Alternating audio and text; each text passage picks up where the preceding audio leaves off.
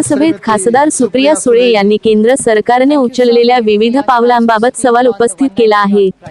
GST बाबत त्या म्हणाल्या की मविया सरकारने आधीच पत्र दिलं होतं, जीएसटी बाबत निर्णय करू नका, मात्र त्यांचं ऐकण्यात आलं नाही। नोटबंदी झाली, मी आर्थिक तज्ञ नाही, पण एटीएम व्यवहार केल्यावर आपलेच पैसे काढायला आम्हाला पैसे द्यावे लागतात। नवं debit card, bank statement, chequebook यासाठी चार्जेस का घेतले जातात, असा सवाल त्यांनी उपस्थित केला। आमच्याकडूनही चुका झाल्या असतील, पण काम करणाऱ्यांकडूनच चुका होतात। यूपीएच्या काळात सिलेंडर 300-400 रुपये होता, पण आता 1000 हा जादूचा आकडा बाजारात आहे। मात्र पोट हे आकड्यांनी भरत नाही, ते धान्याने भरतं। एका अध्यक्षांनी मला, मी महिला असल्याने घरी जायला सांगितलं होतं। भर संसदेत सुप्रिया सुळे यांनी भाजप प्रदेशाध्यक्ष चंद्रकांत पाटील यांचे नाव न घेता टोला लगावला। मात्र लोकसभा अध्यक्षांनी हे वक्तव्य रेकॉर्डवर न घेण्याची सूचना दिली। श्रीमती सुप्रिया सुळे जी। Thank you, sir, for giving me a chance to speak on the 193 on price rise. I appreciate all the points made by my several colleagues because it's a very, very important issue. And endlessly everybody has repeatedly talked about Sushma ji. Sushma ji यहाँ खड़ी होके महंगाई पे जब चर्चा करते थे, हम वहाँ बैठते थे। अभी भी मुझे याद है उनका एक एक शब्द तब का, कि तभी महंगाई पे हम पे टीका टिप्पणी जो करती थी, बहुत शांति थी, हम सुनते थे, क्योंकि हमको लगता था वो कुछ फीडबैक दे, और हमेशा उनके भाषण में कुछ सुझाव होते थे और हम उनके सुझाव सुनते थे और उन पर अमल करने की कोशिश भी हमारी यूपीए की सरकार करती थी। आज निशिकांत दुबे जी जब कह रहे थे बड़े बड़े नंबर्स और 60 सालों की, बहुत अच्छा हिस्ट्री लेक्चर सुनाया उन्होंने, बहुत सारी बातें 60 साल की बोली उन्होंने, लेकिन अभी उनको भी वहाँ बैठे 8 साल हो गए। मैंने पिछली बार एक बार बोला था, फिर दोहराना नहीं चाहती थी, लेकिन उनका 60 साल का हिस्ट्री का लेक्चर इतना लंबा चला, तो मुझे सिर्फ उनको याद दिलाना एक बार कि 8 साल बहुत होते नहीं। बहू भी शादी होके जब घर आती है ना, तो 8 साल के बाद शादी में कोई नहीं सुनता कि ये लेगेसी इश्यूज है, मेरी सास के टाइम से चल रहा है। 8 साल में वो बहू उस घर की फुल फ्लेज मेंबर हो जाती है। तो यही महंगाई का प्रॉब्लम है। मुझे उनके शब्द सुषमा जी के याद है, जो आज इनके भाषण पे पूरे लागू होते। फैसदी की भाषा आम आदमी नहीं समझता, आम आदमी केवल वो भाषा समझता है उसके जेब से क्या निकल रहा है और उसके बदले में उसको क्या मिल रहा है। मेरी दोस्त और सहकारी कनिमोजी जी ने एक बच्चे के बारे में बोला, वो बात सही है। कीर्ति दुबे 6 साल की, आज सारे पेपरों में उसने जो खत लिखा है, बहुत अच्छे अक्षर में उसने लिखा है। मैं सिर्फ इस सरकार को पूछना चाहती हूँ, आज एक 6 साल की बेटी माननीय प्रधानमंत्री जी को खत लिख रही है और इनका ही नारा है, बेटी पढ़ाओ और बेटी बढ़ाओ।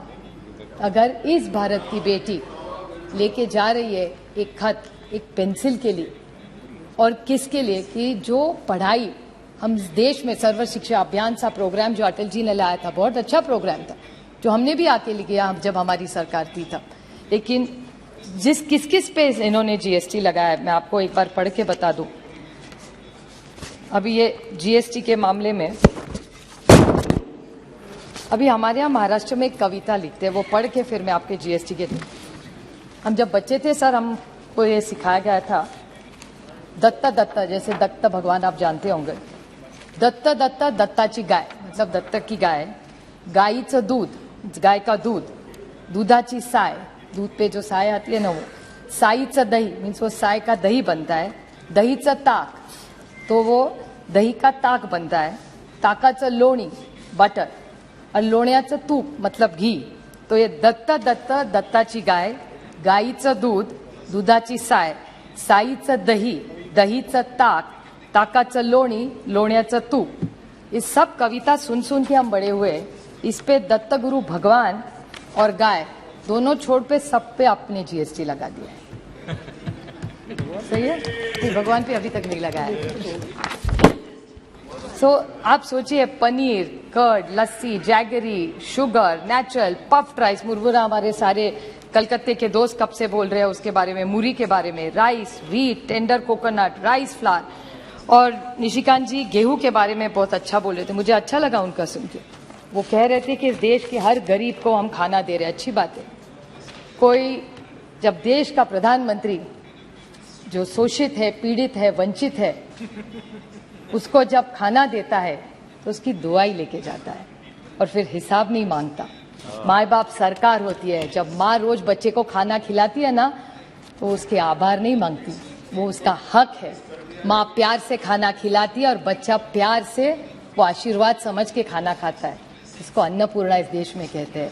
तो निशिकांत जी कह रहे थे कि आप आभार नहीं मानेंगे क्या? इस देश का ये हाल हुआ है कि इस देश का गरीब आज प्रधानमंत्री जी को बोले आभार है तो मुझे 2 टाइम का आपने खाना दिया है। ये आपकी सोच है? सुषमा जी का पूरा डायलॉग आप भूल गए। तो जीएसटी के बारे में और एक बार इनका जवाब जब आएगा तो कहेंगे जीएसटी काउंसिल ने किया, हर मंत्री स्टेट्स ने किया है। ऑन रिकॉर्ड में कहना चाहता हूं और खट टेबल भी कर सकती हूँ सर कि महाराष्ट्र सरकार, तब हमारी सरकार इन्होंने तोड़ी नहीं थी, अच्छे से चल रही थी। तो जब चल रही थी तो महाराष्ट्र की तब की महाविकास आघाड़ी सरकार ने इन्हें ऑन रिकॉर्ड खत लिखा था कि ये सब मत करिए। तो जीएसटी काउंसिल का हमें मत बताइए कि महाराष्ट्र सरकार ने भी सपोर्ट किया था सभा, और ये कभी वोटिंग लेते हैं क्या? बहुत सारी चीजें मैंने पिछली बार भी माननीय वित्त मंत्री से पूछा था कि ऐसी कौन सी चीजें हैं जो ऐसी है कि या नहीं भी ऑन रिकॉर्ड वो हाँ या ना में जवाब दे कि आप सारी चीजें जीएसटी काउंसिल में जो पास होती है वो यूनानिमसली होती है, अगर नहीं होती तो किस राज्य ने विरोध किया, ये हमसे दूध का दूध और पानी का पानी हो जाए, ये साफ हो जाए। क्योंकि हम सुन के थक गए कि जीएसटी काउंसिल, ये तो अच्छा इनको मिल गया, मेजोरिटी सीन की है, एक बड़ा बहाना हो गया। डीमोनेटाइजेशन के बारे में बहुत सारे लोगों ने कहा, मैं सिर्फ इनको याद दिलाना चाहती हूँ। निशिकांत जी ने कहा कि 60 साल में ये पॉलिसी गलत हुई। ठीक है, बहुत सारी हमारे से गलतियां हुई, यही तो इसीलिए यहाँ है, नहीं तो वहां बैठे रहते। शायद हुई भी होगी गलती हमारे से, जो काम करता है सर वो गलती करता ही है, कोई बात नहीं, और गलती तो हो गई। लेकिन आप सोचिए, डीमोनेटाइजेशन की बात हो रही थी, किसी ने पहले, मैं बोलने नहीं वाली थी लेकिन मैं सिर्फ टिप्पणी कर रही हूँ छोटी सी इस पे, बांग्लादेश के बारे में, श्रीलंका के बारे में किसी ने बोला। The Bangladesh today is an export, remittance and agriculture driven economy and we were doing well together. क्या हुआ? Demonetization हो गया, उसके बाद क्या हुआ? India grew at 3.7 and Bangladesh grew at 8.2 and the only reason was demonetization। और क्या पाया? मैं दोहराना नहीं चाहती जो मेरे पहले वक्ता बोले हैं, लेकिन इतना पैसा मिल रहा है। You are absolutely right when you talked about it. I want to even ask the Honorable Finance Minister about how much money is in circulation. The CIC, he has quoted a lot of numbers. Anybody who knows, I'm not a finance expert, nor am I an economist, but this much little I know in finance, that whenever you overprint money, which is probably the right thing when you need it because you wanted to rise demand, so you needed to bring in the cash. I appreciate that.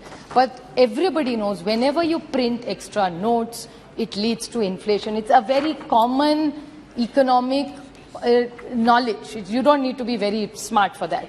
So in that case, when you are looking at reducing monies, why did you print so many notes? And what is the exact amount of in circulation? Because here at one level, you keep telling people to go to banks. I want to just bring this to your knowledge very quickly, that you are encouraging people to going to the banks, which is welcome. We've all worked very hard to make sure everybody in our constituency all goes to the bank. Sir आपको पता है खर्चा कितना होता है? अगर आप ATM withdrawal करें तो पता है कितने बार? Many banks allow up to 5 free transactions. So every time you, after the 5th time in some banks, आप पैसा निकालने जाओगे तो आपको पैसा देना पड़े, खुद के पैसे निकालने के लिए। व्हाइट का पैसा जो इन पे विश्वास रखे आप बैंक में रख रहे हैं, वो खुद का पैसा निकालने के लिए हमको पैसा देना पड़ रहा है। Debit card annual fee, Now what is the debit card annual fee? 99 to 75th, और बेचारे का घूम गया कहीं हो सकता है, उसको 200 रुपया उस पर और देना पड़ेगा अगर नया कार्ड बनाओ। बैंक स्टेटमेंट जो हक का अपना है, आपको प्रिंट चाहिए तो 50 या 100 रुपया। Money transfer to RGTS, money transfer to NEFT, service charges of basic bank, cash withdrawal from bank, cheque book charges, So at the rate we are going, only like that guy ka datta cha problem, bank mein bhi wahi problem hai. Only going and getting out of the bank is free. Rest you have to pay for everything you have to Yes, pay. So I really want to ask this government, what is their thinking? Nishikantji talked extensively about LPG. I just want to ask him one small question. I won't repeat all the points my earlier colleagues have said. But he said that the price was the same. But he forgot to mention that the government was paying the subsidy that time. The UPA government never let the cylinder go about 300 and 400. So where is this magic number of 1,000 that he's creating from? Yes. Only he knows, maybe we'll get a reply for it. Somebody talked about the falling rupee. I still remember Sushma ji, and it had pained me, so I'd like to quote her here. जैसे जैसे currency गिरती है वैसे वैसे देश की प्रतिष्ठा भी गिरती है. So last just two small questions I want to ask her. I just want to ask her two very small questions. He talked about this cess question. I've never got a reply from this government. This government charges cess for primary education, secondary education, health, GST compensation, additional excess. So much cess gets collected. There are 12 ways you collect cess. Why don't you give this to the poor consumer? I think we need to, they deserve to do it. They talked about two very small points I want to just ask about this U-turn of this government. The government talked about wheat. So just literally last 2-3 points. That's all. 2 points. In short. 2 points. I'll club it together, sir. This government made a policy. He talked about wheat. Now, what did this government do about wheat? उन्होंने एक दिन wheat policy की कि आप लोग बेच सकते. Within 3 days, there was a U-turn on that policy. There is complete ban. Why? एक बार आप कहते you have enough reserves. So when 2 rupees extra is going into the farmer's kitty, then why have you stopped? One side, is there, I want to ask this government, will you give me a white paper on WMO income? The other day, a mantri from here is saying, "Arey, dugna ho gaya." Yes, you tell us Supriya ji, how it please, is no dugna ho gaya. And last one point only. Sir, this solar energy, now they are saying GST. Now they keep saying that they have a complete kitty of coal, hydrogen, everything together, and it's going to be a green government. By 2030, they want to get rid of petrol, they want to get 20, it's only 8 years, sir. That's the commitment this government is doing. And when this solar energy, they're taxing everything at 18%. So, I mean, is the poor Prime Minister, who has a great vision, is confused by his own ministers? The policy that one Mantralaya is doing and the other Mantralaya is doing, they're misleading the Prime Minister of this country. Because in his speech, he keeps telling us that he's going to make sure that it's a green country, it's a safe country, it's going to be an affordable country to live in, while all each department comes with a different story. Please. So I'm really concerned as what he says and what happens in reality are two different. But मैं इतना ही सिर्फ कहना चाहती हूँ कि एक महिला वित्त मंत्री है आज, वो पीड़ा जानती है. इन्होंने सिर्फ प्याज का बोला, क्योंकि प्याज इज द मोस्ट, इन्होंने ऐसा ही बहुत चतुर है, इसलिए सिर्फ प्याज के दाम के बारे में बोला, क्योंकि उसमें सबसे ज्यादा फ्लक्चुएशन है. Thank you. आप पेट आंकड़ों से नहीं भरता सर, पेट के लिए और गरीब आदमी को धान लगता है. मुझे सिर्फ विनती है वित्त मंत्री सी, आप एक महिला है, आप घर चलाती है. आपके एक बीजेपी के प्रेसिडेंट ने मुझे बोला था घर जाइए, मुझे बोला था, आपको नहीं, कि आप आई थैंक आप भी एक महिला है, मैं भी एक महिला हूँ, हम दोनों प्रोफेशनल भी है. Nothing is going on. Supriya ji, nothing is going on record, please. Yes, ma'am.